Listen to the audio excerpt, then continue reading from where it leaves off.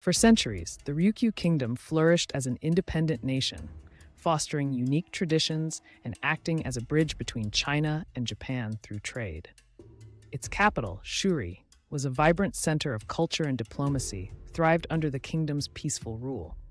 This era of autonomy would be violently disrupted by Japan's imperial ambitions in the late 19th century.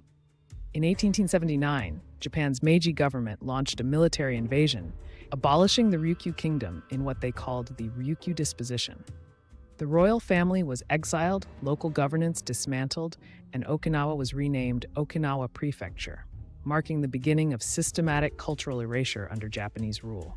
Japan's assimilation policies banned Ryukyuan languages, forced name changes to Japanese style, and suppressed local traditions. Okinawans were treated as inferior citizens, called second-class Japanese, while their resources were exploited. Schools punished children for speaking their native tongue, deliberately severing cultural ties to their heritage. As Japan expanded its Pacific War, Okinawans were forcibly conscripted as soldiers and laborers. Over 30,000 were mobilized under brutal conditions, often sent to frontline areas with minimal training. The Japanese military viewed them as expendable, a pattern that would culminate in the Battle of Okinawa's horrific civilian casualties.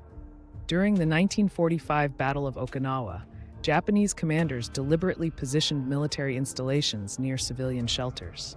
As U.S. forces advanced, soldiers confiscated food from locals and used them as human shields.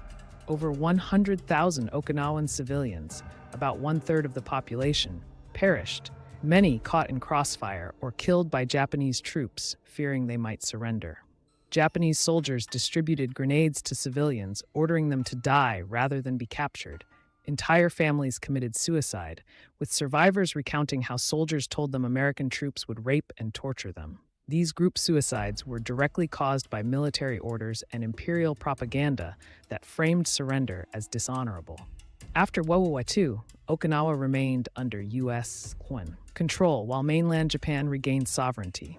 The military seized ancestral lands for bases, displacing communities. Despite paying rent to Tokyo, Okinawans had no say in these decisions, a continuation of colonial-style policies under a new foreign power that lasted until 1972. When Okinawa was returned to Japan in 1972, the U.S. kept its bases, today hosting 70% of all U.S. military facilities in Japan, despite Okinawa being just 0.6% of its land. Rapes, accidents, and pollution from bases plague residents, while Tokyo consistently overrides local democratic decisions opposing base expansions.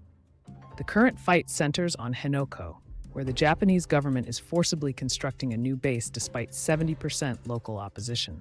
Coral reefs are being destroyed and rare marine life threatened. When Okinawans voted overwhelmingly against the base in a 2019 referendum, Tokyo dismissed it, echoing Imperial Japan's disregard for Okinawan lives.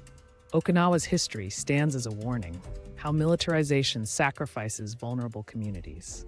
Yet its people persist, preserving culture, demanding justice, and teaching peace. As global tensions rise, their story reminds us that true security comes not from bases, but from respecting human dignity and learning from history's darkest chapters.